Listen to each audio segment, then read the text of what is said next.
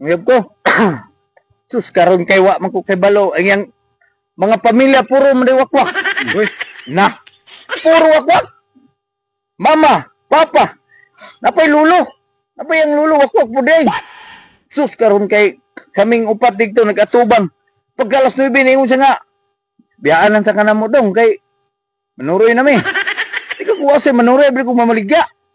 Sus, giro ko kay nagkuha managlana. Haplas. Sulbong mo dayon.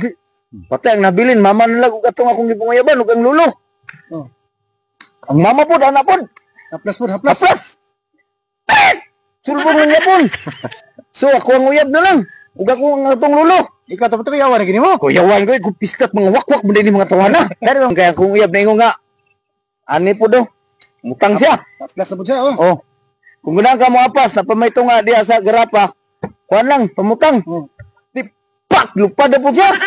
Ikaw na lang din. Ako na lang. Pistot sa mga kuhan eh. Amo apas ko. Mutang po ko, na gibubo, panako sa ulo, tanan yun. Anak.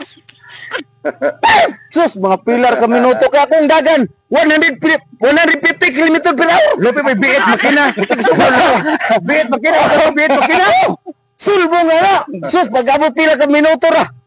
Na-vertical na ako. Na-vertical na ako ang pamilya. Nagkala na nito. Uy, day. Mama to yung kuya, babe. Pwerte ko suganan. Yan na ko na. Inyo ko gibinlagyan na. Ano mo, nagbili. Kung saan ni pag-break. Di ko ka malumuglik. Ano?